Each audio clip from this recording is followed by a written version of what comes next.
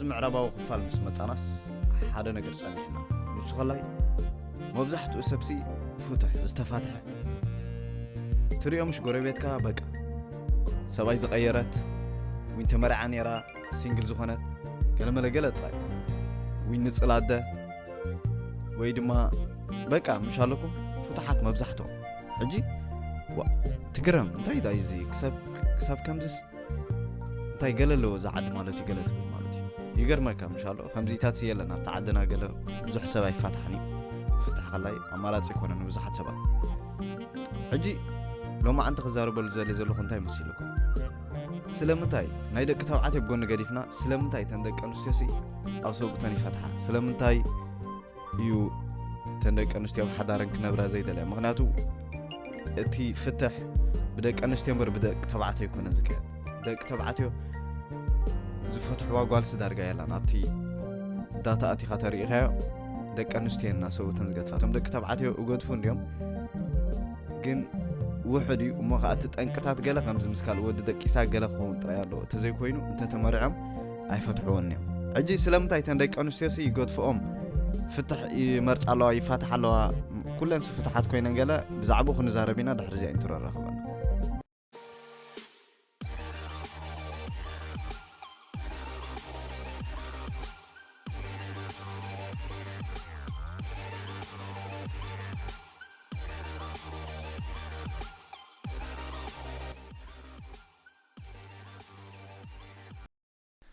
እንታይ ድዩ ልክዕ እዩ ሕጂ ምክንያቱ ኣብ ሓደ ሶሳይቲ ኣብ ሓደ ሃገር እንታይ ኣሎ መሲልኩም ከምዚ እቲ ፖለቲካን እቲ ምሕዳራን ዓብ ዝተዋፅኦ ኣለዎ ኣብ ሓዳር ዘለዎ ትርጉም በቲ መንግስትሲ ንኽቕፅልን ንኸብልን ዓብ ዝተዋፅኦ ኣለዎ ምክንያቱ 10 ግዜ ዳወላ ከምዚ ዝደለኸያኻ ትገብር ዝደለኸያኻ ትመርፅ ገለድ ኣይበሃል እምበረይ ብዛዕባ ተሓዳር እንታይ ትዛረብ ብዛዕባ ተሓዳር ከመይ ተሃገርሲ ኣብ ፖለቲካስ ከመይ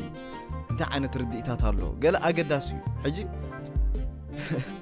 ትዝሕዝን ነገር እንታይ ድዩ እቲ መንግስቲ እቲ ናይ ዴሞክራሲያውያን ዝበሃል ሃገራሲ ትዝሕዝን ነገር እንታይ ኣሎ መሲልኩም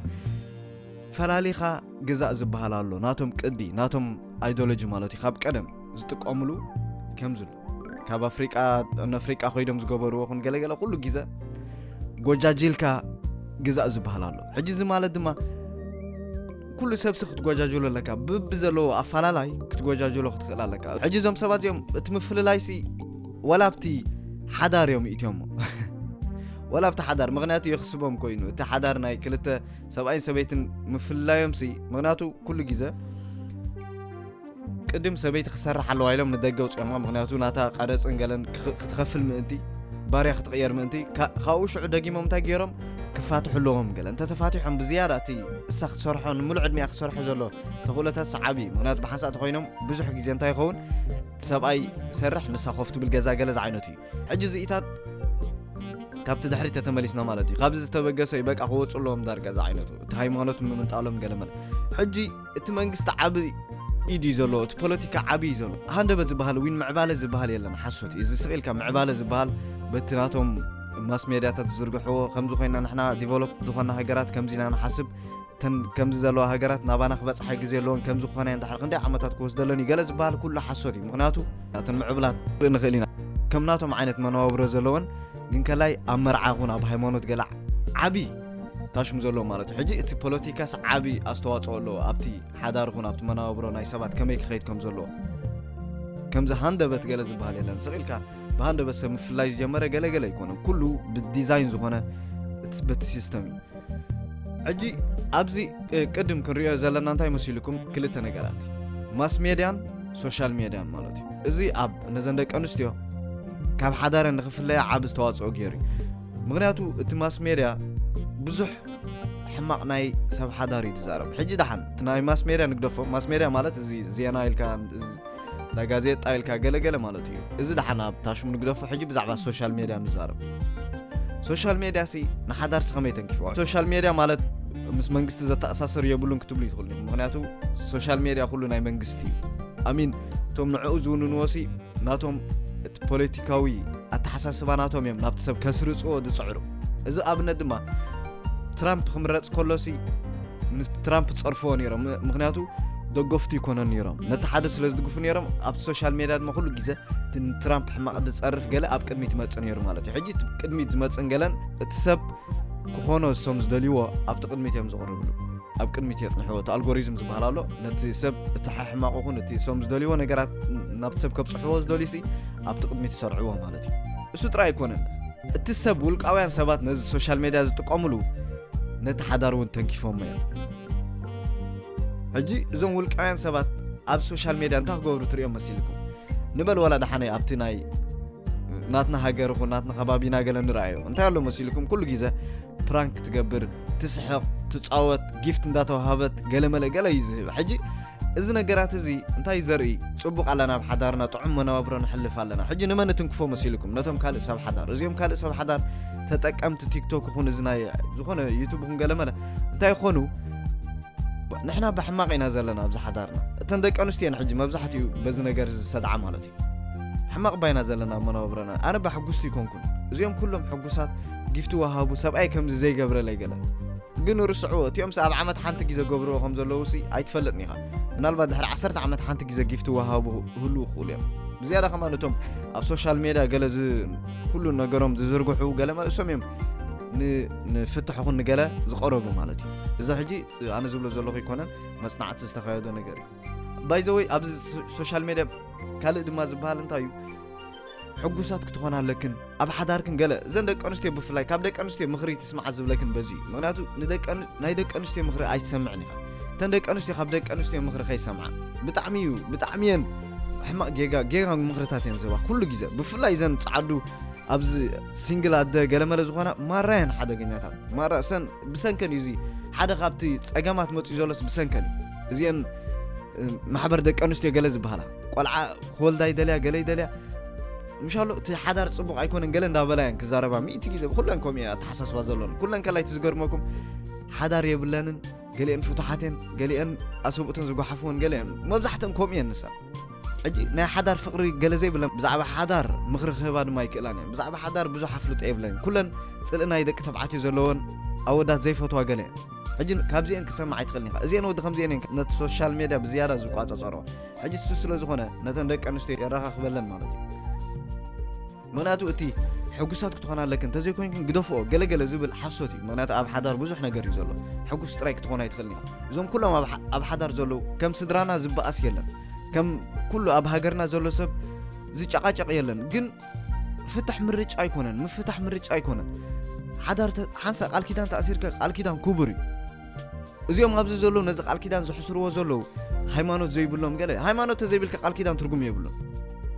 ሃይማኖት እንተለካይ ቃል ኪዳን ክቡር ምክንያቱ ቃል ኪዳን ክቡር እዩ ቃል ኪዳን ተኣቱ እንተለኻ ወይ ድማ እዚ ብሃይማኖት ገለ ዝተኣታተወ እዩ እዚ ናይ ቃል ኪዳን ምእሳርን ገለ ከምዚ ተኾይኑ ከላይ ትመሓሓል እንተለኻ ብሓንሳ ክሳብ ዝመውት ብሓንሳ እያ ትብል እንተለኻ ልክዕ ከምቲ ናይ ዓድና ይክኾን ዘሎ ክሳብ ትመውት ድማ ብሓንሳ ኢኻ ዘፈላለ ትበሃል የብልካን ካልእ ከላይ ቃል ምእታውካ ገለ ጥራይ ዘይኮነ ደቅኻ ክትርኢ ኣለካ ንደቅኻ ኢልካ ኢኻ ትነብር ተወሊድካ ገለ ብፍላይ ብዛዕባ ፍታሕ ክትሓስቦ የብልካ እዚ ክትሕጎስ ዶ ገለ እዚ ትርጉም የብሉን ከም ጥቅሚ ሕጂ ንዛረበሉ ካልእ ከላይ እዚ እንታይ ዝበሃል ኣሎ መሲልኩም ህይወት ሓፃርያ እንጆይ ክትገብር ኣለክን እዚ ዓቕሊ ፅበት እዩ ጽሉላት እየን ከምዚ ኢለን ትዛረባ ገለ ኣይስምዐን ምክንያቱ ሓሶት ይኹሉ እዚ ጌጋ እዩ ላይፍ እንጆይ ዝበሃል የለን ከም ስቕኢልካ እዚ መስተሰቲኻ ምፅላል ኣይኮነን ላይፍ እቲ ብሓዳርክን ዘለዎ ንሱ እዩ ብዙሕ ሰብ ንዕኡ ክረኽቦ ስለ ዘይክእል እዩ ንዕኡ ዘቃልሎ እስኽን ዘለኹኖ ማዕርኽ እንደይና ንቐንእ ገለ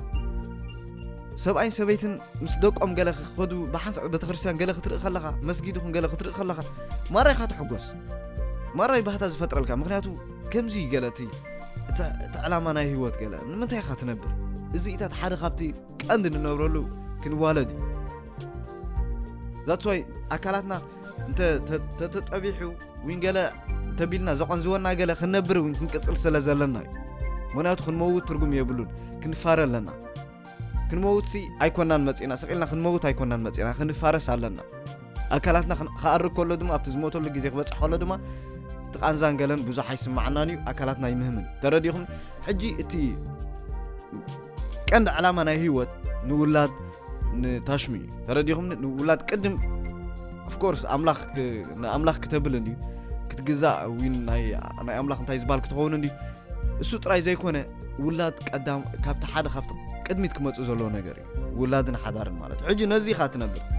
እዚ ስለ ዝኾነ ኸላይ ነዚ ኢታት ኢኻ ትነብር ደቂ ኸይልካ ኢኻ ትነብር ሓዳርካ ብዛዕባ ናትካ ሓጎስ ኢንጆይ ላይፍ ገለ ብላ ብላ ብላ ወላ ሓንቲ ትርጉም የብሉን ስቕኢልካ እዩ ትርጉምሲ የብሉን ዓጀውጀው እዩ ሕጂ እዚ ኢታት እዩ እቲ ሶሻል ሚድያ ኣብዛ ዓብ ታሽሙ ገይሩ እዩ ምክንያቱ ኣብኡ ትሪኦም ሕጉሳት እዮም ጭኑቃት ከለዉ ሕጉሳት ኮይኖም መፁ ገለ ብዙሕ ኣስተዋፅኦ ኣሎ ካልእ ኸላይ ሓደ ካብቲ ዝዓበየ ፀገም ሓደ ነገር ኣሎ ንሱ ኸላይ ደቂ ኣንስትዮ ኣሰብኡትን ክገድፋስ ይኽፈላየን ገንዘብ ብመንግስቲ ኣብዛ ዓዲ ኣብዚ ምዕራባዊ ክፋል ገንዘብሲ ይኸፍልወን ምእንቲ ክፈትሖኦም ፀገም የብሉን ተተፋቲሕክን ክንሕግዘክን ንኽእል ኢና ደቅኽን ኩሉ እቲ ሕጊ ኣንጻር ወዲ ተባዕታይ ሕጂ ኣብቲ ሕጊ ተሪኢኻዮ እንታይ ዝብል ኣሎ እቲ ቆልዓ ምስ እታ ጓል ኣንስተይቲ ዝኸይድ እቲ ሰብኣይ ነቲ ቆልዓ ክወስዶ ተኾይኑ ደቁ ክወስድ ተኾይኑሲ እታ ሰበይቲ ርእሳ ህርምቲ ወይ ንሕምንቲ ገለ ክኾኑ ኣለዋ ተዘይኮይኑ እታ ሰበይቲ ግድን እያ ደቃ ትወስድ ሕጂ ወዲ ተባዕታይ ግድን እዩ ኣብዚ ይሰዓር እዩ 900 ይሰዓር እዩ እቲ ቆልዓስ ክወስዶ ይክእል እዩ ምስ እታ ጓል ኣንስተይቲ እሱ ኸማን ብክንደይ ገንዘብን ገለን ከፊሉ ክወስዶ ተኾይኑ ኸማነይ ክንደይ ታሽሙ ንወድኻስ ገንዘብ ከፊልካ ጠበቃ ጌርካ ገለ መለ ማዓት ኮለል እዩ ዘሎ ሕጂ ብዙሕ ሰብ ገንዘብ ስለ ዘይብሉ ጥራይ ሸለል ኢልዎ ትወስዶ ወደይ ፀገም የብሉ እሳ ሽዑ ድማ እንታይ ትገብር እዚ ዘይኮነ ተደልየኖኦ ደጊምካ ደቅኻ ከምዘይ ትሪኦም ክገብረኻ ተኽእሎታት ኣሎ በቲ ሕጊ ሕጂ እዚ ኢታት ስለ ዘሎ ከቢድ ካልእ ኸላይ እዚ ፍርቂ እቲ ወተባዕታይ ዝሃፍተ መብቲ ገዛ ኣፍኮርስ ኩሉ ግዜ ደቂ ኣንስትዮ ካብአን ዝደቂ ሰብኣይ ሒዛን እየን እዚ ኩሉ ሰብ ኩሉ ግዜ ንዛረበሉ እቲ ገዛ ናቱ ክኸውን ክእል እታ ማንኪና ናቱ ክትኸውን ትኽእል ገለ ኩሉ ክእል ፍርቂ እያ ትወስድ ሽዑንሳ እቲ ገዛ ድማ እዩ ካብቲ ገዛ ክስጎግ እዩ ንሱ ገለ መለ ማዓት እዩ ፀገም ዘሎ ተተፋቲሑ ብዙሕ ጠንቅታ ብዙሕ ፀገም እዩ ዘሎ ብዙሕ እዩ ዝወርዶ ተረዲኹም ሕጂ እዚ ንወዲ ከምዝን ነቲ ወዲ ተባዕታይ ይፀቕጦ እዩ ደቀይ ትወስዶም እያ ገንዘበይ ክትወስድ እያ ከምዚ ክትገብረኒ እያ ገለ ስለ ዝብል ነቶም ዝርድኦም መብዛሕትኦም ደቂ ተባዕትዮ ይፀቕጦም እዩ ሕጂ እንታይ ይኾና ክፅቆጡን ተሪኣ ገለ መለት ቁርብ እሶም ከላይ ሓይሎም ከጉድሉ ገለ ተሪኣቶም ደቂ ኣንስትዮ ከላይ ናብ ንእሽተይ ከልብየን ዝቕየራ ሽዑ ምክንያቱ እሰን ዘዝበልኦ ትሰምዐ እንተኾይንካ ዘዝተዛረብኦ ሓራይ ትብል ተኾይንካ ኩሉ ነገር ትገብረለን ተኾይንካ ገለ እንታይን ዝኾና ምክንያቱ ፈሪሕኻ ኢኻ ንስኻ ደቅኻ ከይትኸስርን ገለን ከምኡ ክትገብር ትኽእል ኢኻ ብዙሕ ደቂ ተባዕትዮ ዝገብርዎ እዩ ደቀይ እንዲሞ ከይትወስደለይ ከምዚ ከይትገብረለይ እንዳበሉ ማለት እዩ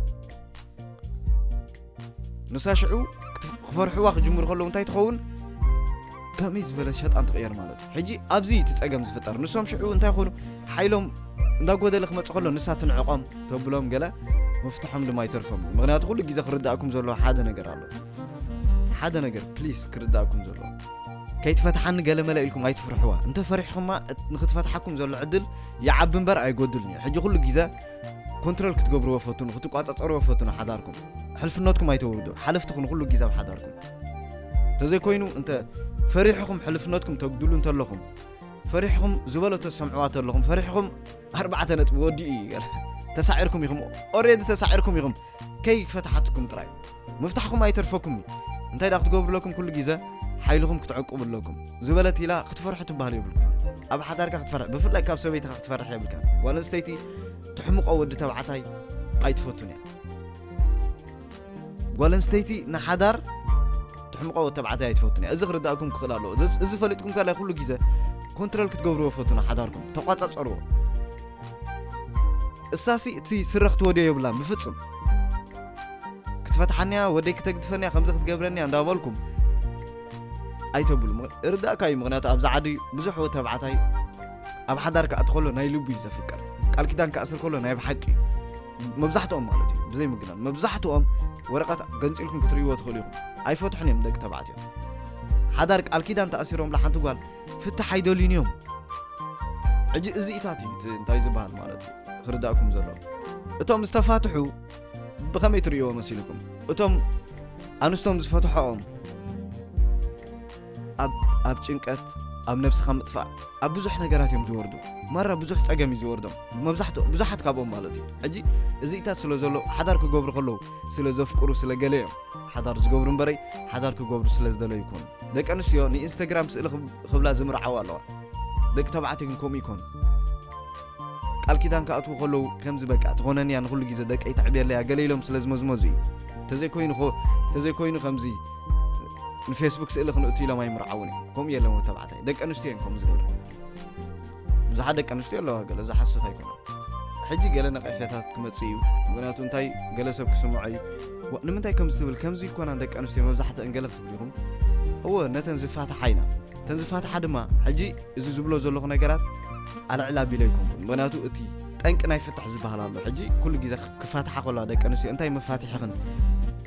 إلهم يحطوني أنتي بلا ما بزحت نشعو ناي جنزب ناي جل مالتي حجي زيتات سئل كاي كله مرميركا مراميركا تمتي خايجن أبتناي سوشيال ميديا أبتناي ماس ميديا قال ملا بسون كويس هو نتندك أنستيسي بزح إيو تي سوشيال ميديا قالن يتقعني تي باور قال ملا سلستوها بنكلاي نتندك أنستيو سنسرعت غيرن خرا بحضارن تصاويرن خرا قال ولا سلشو تيلوانسي كلا سلشنن يخوت فيه حنتناي مودعتا خزاربا زدل دمالا ساخلا انتايا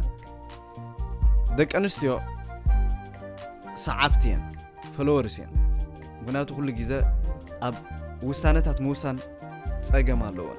نزي زير دو دك أنستيو خلوها خلين وا خمس تبل تساقط على دك أنستيو أنا يتساقم حق إيد زارب كل جزء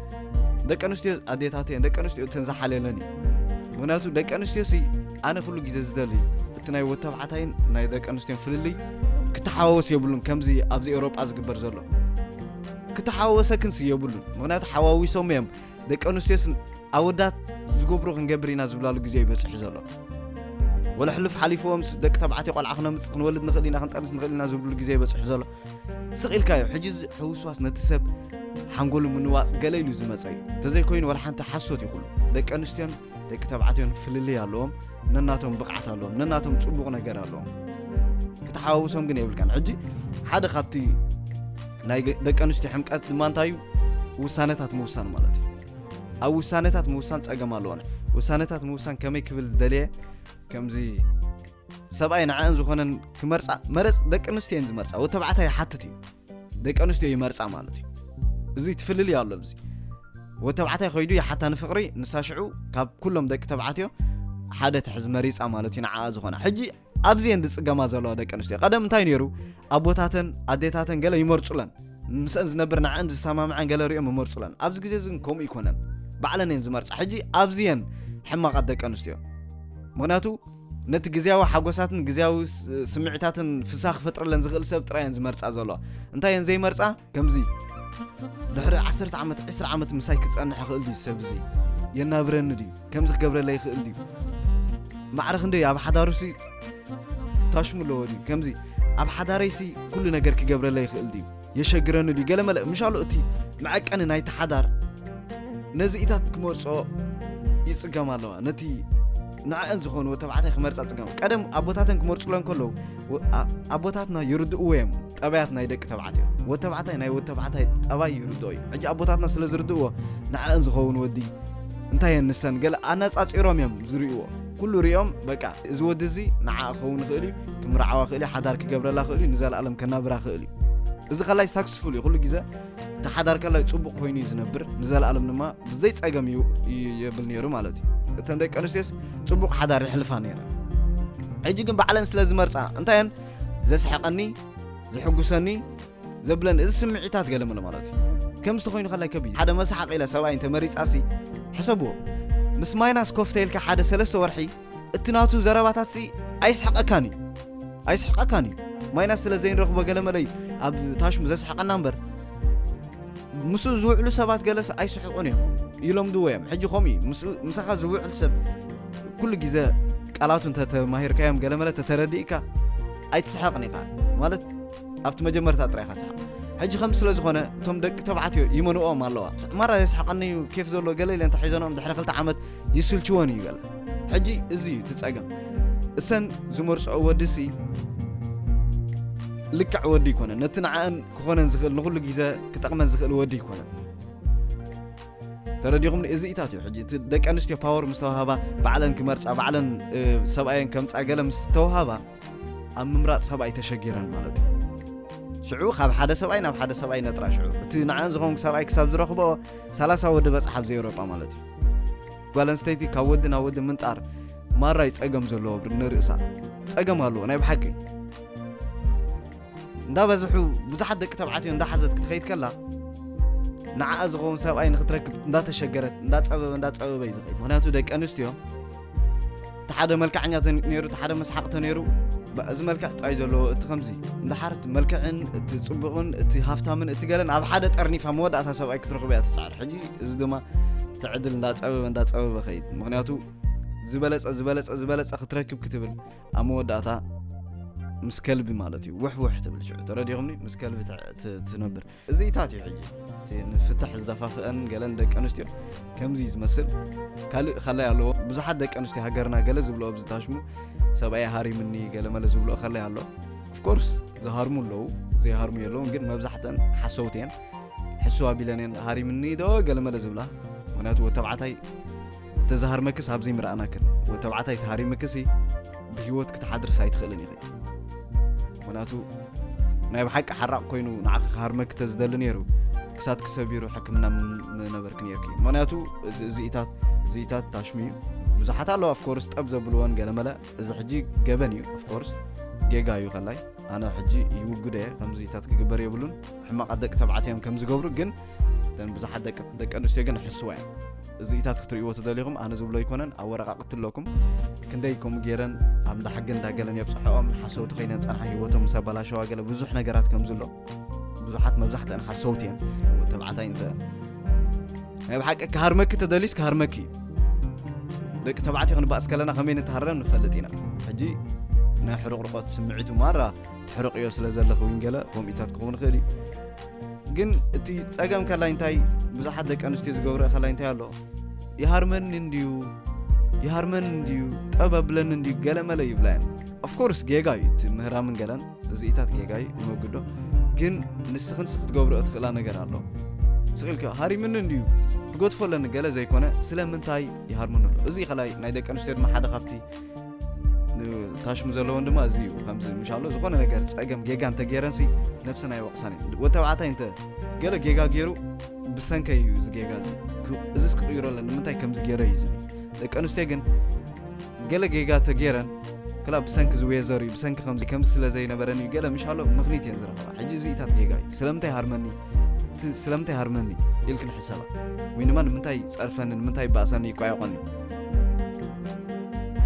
مبزحتو تمهرامن تتاشمون باسن زمص اب منتاي مسيلكم جيجاي مهرام جيجاي ግን زيتات زمص اب منتايو تندق انستيو ومنات زي كخنا خبا مبزحتهم دق تبعتو ملء خامنونا الله تندق انستي ግን دراما ስለዝፈትዋ ብዙሕ ግዜ መስካል ኣወዳ ተራኸባ መስካል ገለ ከምዚ ኢታት የጋጥም ሕጂ እሶም ድማ እቲ እምነት ስለዝጎድል ሕጂ ኩሉ ግዜ እቲ ታሽሙ ፈጥሮሎም ማለት እዩ ዘይርጋእ ተፈጥሮሎም ኩሉ እናገበርኩ ላ ከምዚ እንዳገበርኩ ገለሲ እምንቲ ምዃን ተኣቢ ሕጂ ምናልባት ነታ ጓል ኣንስተይቲ ምስ ደቂ ሰብዓትዮ ምርኻብ ምስ ከምዚ ምባል ፀገም ዘይብሉ ኮይኑ ክረኣያ ክእል እዩ ግን ንወተባዕታይ ዓብ ፀገም እዩ ትኩሉ ኣተሓሳስባ ናይ ደቂ ኣንስትዮ ናይ ደቂ ተባዕትዮ ስለዝፈላለ ንነገራት ከመይ ጌርና ንሪኦም ስለዝፈላለ ንስኽን ኩሉ ግዜ ንምንታይ ከም ዝገብረን ዘይኮንክን ትብላ እቲ ተሓሳስባ ናይ ደቂ ተባዕትዮ ክትምሃራ ፈትና ናይ ደቂ ተባዕትዮ ከመይ ይሓስቡ ካባኽን ፍልይ ዝበሉ እዮም በቲ ስኽን ትሪኦ ዓይኒ ይኮን ነገራት ዝርእይዎ ሓንቲ ጓል ኣንስተይቲ ምስ ሓደ ወዲ ተተራኺባ ነቶም ደቂ ተባዕትዮ ንሕና ፅቡቅ ጌርና ስለንፈልጦም እንታይ ይሓስቡ ስለንፈልጦም እንታይ ይደልዩ ስለንፈልጦም عبي ديلي زنعنا عب نجاري مرة يحرقنا يقيمنا حجي نزل من الباب كم تليفون ترايد ندي دويله خمس ترايد دقيقة قال تجيب لا خلقنا of course يوم كحرق يوم قال ما اختاروا مخجمر يوم حجي زي نجارات زي توجيت كنا أنا بحق حدار كن دليل أنت لكن مالتي تسخن تجوبر أزل لخنسي لما تهي كم زجيرة زن تأجم جيرة له زن كألي لاني زحرق زولا زهر من زولس كم زسلا زجوبر كه نزخ ألي لاني شعو أنت يجبر كن ريان وناتو 100 خمسة أمنكن أنت جيركن I promise you ريخنا أزاي تفلت أخبرات كتر خبرات 100 خمسة أمنكن 100 أمنكن كتجوبر أسوايكن كن تناتكن بولشيت دراماتات مقالن كتعليو أختغلال لكن أزياني رانا يلو معانتي خالي جزي خن رخبينا خالي قداي سسناي